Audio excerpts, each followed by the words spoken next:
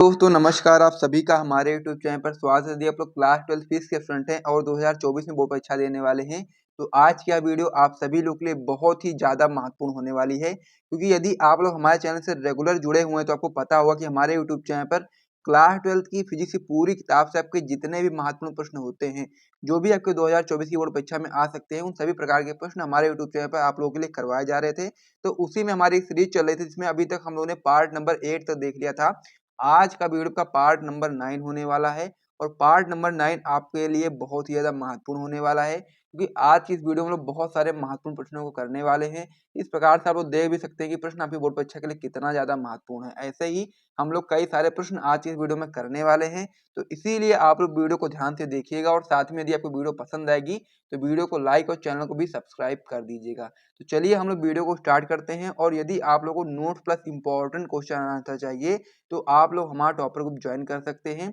एक सब्जेक्ट का प्राइस मात्र 100 रुपये रखा गया है। डिस्क्रिप्शन बॉक्स में आपको हमारा व्हाट्सएप नंबर मिल जाएगा। जिसको भी टॉपर ग्रुप ज्वाइन करना है वो लोग व्हाट्सएप पर मैसेज करेंगे, वहां पर आपको सारी जानकारी मिल जाएगी।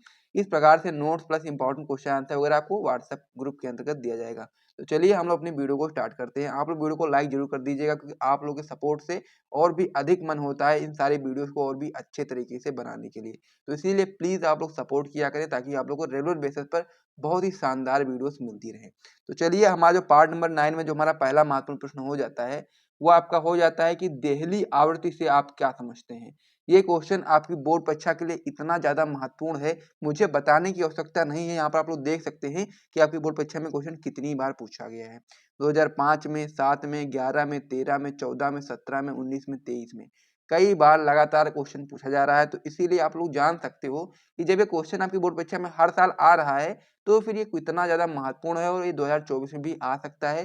तो इसीलिए आपको इसको अच्छे से तैयार कर लेना है। तो चलिए हम लोग इसका उत्तर देख लेते हैं। तो उत्तर में आप लोग बताएंगे कि प्रकाश की वह न्यूनतम आवृत्ति क्या होता है इसमें, कि प्रकाश की वह न्यूनतम आवृत्ति जिसके कारण धातु के पृष्ठ से प्रकाश इलेक्ट्रॉन उत्सर्जित होते हैं। बात बहुत सिंपल सी है कि प्रकाश की वह न्यूनतम आवृत्ति जिसके कारण जो आपका धातु है, धातु के पृष्ठ से प्रकाश इलेक्ट्रॉन उत्सर्जित होते हैं, उसको ही हम लोग देहली आवृत्ति बोलते हैं। क्या होता है कि प्रकाश की वह न्यूनतम आवृत्ति जिसके कारण धातु के पृष्ठ से प्रकाश इलेक्ट्रॉन उत्सर्जित होते हैं, उसको हम लोग देहली आवृत्ति बोलते हैं। और इससे कम आवृत्ति के प्रकाश से धातु से कोई भी आपका प्रकाश इलेक्ट्रॉन उत्सर्जित नहीं होता। यदि आप लोग क्या करेंगे, जो देहली आवृत्ति है इससे कम आवृत्ति कर देंगे तो प्रकाश, इससे आवृत्ति के जो प्रकाश होगा उससे धातु से कोई भी आपका कह सकते हैं कि प्रकाश इलेक्ट्रॉन उत्सर्जित नहीं होगा। अतः यह आपका जो देहली आवृत्ति होती है यह आपकी एक विशेष महत्व रखती है, क्योंकि ये आपके एक न्यूनतम आवृत्ति होती है जिसके कारण धातु के पृष्ठ से प्रकाश इलेक्ट्रॉन उत्सर्जित होते हैं। तो यही आपकी देहली आवृत्ति हो जाती है। तो बहुत ही महत्वपूर्ण क्वेश्चन था, इसे आप लोग कॉपी में नोट कर लीजिए, अच्छे तरीके से याद कर लीजिए अभी के अभी। फिर हम लोग अगले क्वेश्चन की ओर बढ़ते हैं। अब इसमें हमारा अगला क्वेश्चन हो जाता है कि प्रकाश वैद्युत कार्यफलन से क्या तात्पर्य है। ये क्वेश्चन तो उससे भी ज्यादा महत्वपूर्ण है, क्योंकि ये क्वेश्चन बहुत बार आया, उससे भी ज्यादा बार आया है। वेरी इंपॉर्टेंट क्वेश्चन है। 2005 में, 6 में, 8 में, 9 में, 10 में, 11 में, 13 में, 16 में, 18 में, 19 में, 22 में बहुत बार आया है। 2024 में भी ये पक्का पक्का आएगा। आप लोग लिख करके रख लो, कि ना आए तब आप लोग कहना, जाकर आप लोग कमेंट करके बताना, ठीक है। क्वेश्चन बहुत बार आ रहा है, लगातार आ रहा है, तो फिर क्यों नहीं आएगा 2024 में, क्योंकि 2023 में नहीं आया तो 2024 में आ सकता है। तो चलिए हम लोग इसका उत्तर देख लेते हैं कि प्रकाश वैद्युत कार्यफलन से क्या तात्पर्य है। तो इसमें क्या हो रहा है, वह न्यूनतम ऊर्जा, अब हम लोगों ने देहली आवृत्ति में देखा था कि प्रकाश की न्यूनतम आवृत्ति, अब यहाँ पर क्या हो रहा है, न्यूनतम ऊर्जा की बात हो रही है कि वह न्यूनतम ऊर्जा जो किसी वस्तु के पृष्ठ से इलेक्ट्रॉन उत्सर्जित करने के लिए आवश्यक होती, क्या होता है कि वह न्यूनतम ऊर्जा या फिर कम से कम ऊर्जा जो किसी वस्तु के पृष्ठ से इलेक्ट्रॉन उत्सर्जित करने के लिए आवश्यक होती है, उस धातु का प्रकाश वैद्युत कार्यफलन कहलाती है। बहुत ही सिंपल सी परिभाषा, एक बार फिर से रिपीट करता हूं कि वह न्यूनतम ऊर्जा जो किसी वस्तु के पृष्ठ से इलेक्ट्रॉन उत्सर्जित करने के लिए आवश्यक होती है, उस धातु का प्रकाश वैद्युत कार्यफलन कहलाती है। या धातु के पदार्थ की प्रकृति पर निर्भर करती है, यानी कि जो आपका प्रकाश वैद्युत कार्यफलन होता है यह आपका धातु के पदार्थ की प्रकृति पर निर्भर करती है। सामान्य रूप से इसको हम लोग कैपिटल W से व्यक्त करते हैं। फॉर्मूला आपका हो जाता है W बराबर H new not new not बराबर आप लोग यहाँ पर जानते हैं सी अपान में आपका लेमडा नॉट होता है। तो यदि आप लोग चाहो तो न्यू नॉट की जगह पर आप लोग ये चीज लिख सकते हो, तो यही चीज आप लोग यहाँ पर लिख दोगे तो आपका न्यू नॉट हट जाएगा और यहाँ पर आ जाएगा सी अपान में लेमडा नॉट। तो हो जाएगा डब्ल्यू बराबर एच, अब आपका हो जाएगा एच सी अपान में लेमडा नॉट हो जाएगा, जहां पर आपको जो लेमडा नॉट होता है वो आपका देहली तरंग दैर्ध्य होता है। तो इस प्रकार से ये वाला जो क्वेश्चन था ये भी कंप्लीट हो गया, तो इसे भी आप लोग अपनी कॉपी में नोट कर लीजिए। फिर हम लोग अगले क्वेश्चन की ओर बढ़ते हैं। इसमें हमारा अगला क्वेश्चन हो जाता है कि लुईस दे ब्रोगली के तरंग द्रव्य तरंग की अवधारणा की व्याख्या करो। ये भी क्वेश्चन आपकी बोर्ड परीक्षा में 2019 में 23 में आया है, लेकिन ये इंपॉर्टेंट है, आपकी बोर्ड परीक्षा 2024 में आ सकता है, इसीलिए आपको उसको अच्छे तरीके से याद कर लेना है कि दे ब्रोगली जो आपकी द्रव्य तरंग होती है उसकी क्या अवधारणा होती है, उसको हम लोग को समझना है। तो यहाँ आप लोग बताएंगे कि दे ब्रोगली के अनुसार जिस प्रकार विकिरण तरंग तथा कण के लाक्षणिक गुण प्रदर्शित करता है, क्या होता है, ब्रोगली ने बताया कि जिस प्रकार विकिरण जो आपका होता है वो तरंग तथा कण के लाक्षणिक गुण प्रदर्शित करता है, ठीक उसी प्रकार जो आपका द्रव्य कणों को भी तरंग की प्रकृति प्रदर्शित करनी चाहिए। जिस प्रकार क्या होता है कि जो विकिरण होता है वो तरंग तथा कण के लाक्षणिक गुण प्रदर्शित करता है, उसी प्रकार से जो आपका द्रव्य कण होते हैं उनको भी आपके तरंग की प्रकृति प्रदर्शित करनी चाहिए। अर्थात गतिमान अवस्था में प्रत्येक द्रव्य कण के साथ एक तरंग संबंध होती है, जिसे हम लोग क्या बोलते हैं, दे ब्रोगली तरंग बोलते हैं। तो ये क्वेश्चन भी इंपॉर्टेंट है, इसे भी आप लोग कॉपी में नोट कर लीजिए। फिर हम लोग अगले पेज पे बढ़ते हैं और अगले महत्वपूर्ण प्रश्नों को देखते हैं। यहाँ तो यदि आपको वीडियो पसंद आए तो वीडियो को लाइक जरूर कर दीजिएगा। फिर हम लोग अगले पेज पे बढ़ते हैं और महत्वपूर्ण प्रश्नों को देखते हैं।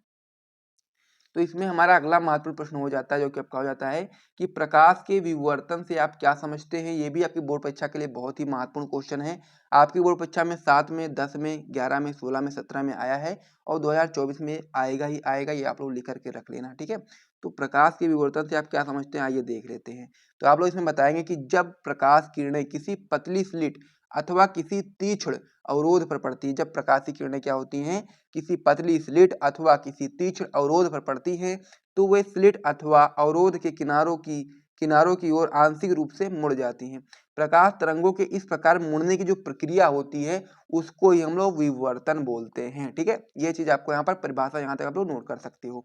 आगे आप लोग इसमें बता सकते हो कि सुपेक्ष विवर्तन के लिए विवर्तक वस्तु का जो आकार होता है तथा तरंग दैर्ध्य समान कोटि की होनी चाहिए, यदि हम लोग को सुपेक्ष विवर्तन करवाना है। आगे आप लोग बताएंगे कि विवर्तन तरंगों का एक विशिष्ट गुण है जो केवल तरंगों में देखने को मिलता है, कणों में नहीं, ठीक है। जो विवर्तन होता है वो केवल तरंगों में देखने को मिलेगा, कणों में देखने को नहीं मिलेगा। तो इसीलिए विवर्तन आपकी बोर्ड परीक्षा के लिए बहुत ही महत्वपूर्ण है, इसे नोट करो, याद करो। फिर हम लोग अगले क्वेश्चन की ओर बढ़ते हैं। अब इसमें हमारा अगला क्वेश्चन हो जाता है कि कार्य क्वेश्चन हो जाता है कि देहली आवर्ती एवं कार्यफलन में संबंध लिखिए। वेरी इंपॉर्टेंट क्वेश्चन ये भी आपका है, 2005 में 9 में 19 में आया है। इंपॉर्टेंट है, हम लोग को देहली आवर्ती एवं कार्यफलन में संबंध बताना है, ठीक है। तो यहाँ पर आपको यहाँ पर याद रखना है कि जो आपका W बराबर क्या होता है, H न्यू नॉट होता है ना। तो यहाँ पर जो आपका न्यू नॉट होता है ये आपका हो जाता है देहली आवर्ती, H आपका होता है प्लांक नियतांक और W आपका कार्यफलन होता है। तो यही संबंध होता है देहली आवर्ती एवं कार्यफलन में। तो इसे आप लोग याद कर लीजिए, इंपॉर्टेंट है ये, तो इसे आप लोग याद करेंगे। फिर हम लोग अगले क्वेश्चन की ओर बढ़ेंगे। अगला क्वेश्चन हमारा इसमें हो जाता है कि फोटान की ऊर्जा तथा संवेग में संबंध लिखिए। ये भी आपकी बोर्ड परीक्षा के लिए महत्वपूर्ण क्वेश्चन है, 2007 में 9 में 11 में आया हुआ है। तो हम लोग को फोटान की ऊर्जा तथा संवेग में संबंध यहाँ पर बताना है। तो सबसे पहले आपको यहाँ पर समझना पड़ेगा कि यहाँ पर जो दिया गया है इसको कैसे हम लोग बताएंगे, ठीक है। उसको बताने के लिए मैं आपको यहाँ पर समझा देता हूँ बहुत ही अच्छे तरीके से। इस प्रकार से आपको समझ लेना है कि जो आपका ई होता है, ई क्या होता है आपका, ई आपका यहाँ पर ऊर्जा होता है। तो ई बराबर आपका हो जाता है एच सी अपान में क्या हो जाता है आपका लेमडा, इस प्रकार से आपका हो जाता है। और जो आपका पी होता है, पी बराबर आपका हो जाता है एच अपान में लेमडा। तो यहाँ पर आप लोग क्या करेंगे, जो आपका यहाँ पर जो दिया गया है एच अपान में लेमडा, तो इसकी जगह आप लोग चाहो तो पी देख सकते हो ना। तो यही चीज हम लोग करेंगे, ई बराबर आपका हो जाएगा, ई बराबर यहाँ पर क्या कर देंगे, एच अपान में लेमडा की जगह पर पी कर देंगे तो पी हो जाएगा और सी हो जाएगा, इस प्रकार से आपका हो गया। फिर हम लोग क्या करेंगे, जब हम लोग यहाँ पर पी निकालेंगे, पी आपका संवेग होता है, तो जब आप लोग पी निकालोगे तो यहाँ पर सी को हम लोग ई के बटे में भेज देंगे तो क्या हो जाएगा, इधर इस प्रकार से हो जाएगा, यानी कि हो जाएगा पी बराबर ई अपान में सी, इस प्रकार से आपका हो जाएगा। तो यही चीज आपको यहाँ पर याद रखना है कि फोटान की ऊर्जा तथा संवेग में जो संबंध होता है इस प्रकार से हो जाता है कि पी बराबर ई अपान में सी हो जाता है, जहाँ पर ई आपका ऊर्जा होता है, सी आपका प्रकाश का निर्वात में वेग होता है और पी आपका संवेग होता है। इस प्रकार से आपका हो गया। फिर हम लोग अगले क्वेश्चन की ओर बढ़ते हैं। अगला क्वेश्चन हमारे इसमें हो जाता है कि एम द्रव्यमान के कण के साथ जुड़ी दे ब्रोगली तरंगदैर्ध्य लैम्डा का संबंध इसके गतिज ऊर्जा के पदों में लिखिए। वेरी इंपॉर्टेंट क्वेश्चन ये भी आपका 2016 में 22 में 2 बार पूछा गया है। तो इसका उत्तर किस प्रकार से आप लोग बताएंगे कि गतिमान कण की गतिज ऊर्जा के पदों में द्रे बोगली तरंग दैर्ध्य आपका हो जाता है लैम्डा बराबर आपका हो जाएगा h/√2m के, इस प्रकार से आपका हो जाएगा। तो इसे भी आप लोग अपनी कॉपी में नोट कर लीजिए। इस प्रकार से हम लोगों ने पार्ट नंबर 9 में बहुत सारे महत्वपूर्ण प्रश्नों को देखा। और यदि आपको यहाँ तक वीडियो पसंद आया तो वीडियो को लाइक कर दीजिए, चैनल को भी सब्सक्राइब कर दीजिए। फिर हम लोग मिलते रहे वीडियो में, तब तक के लिए जय हिंद।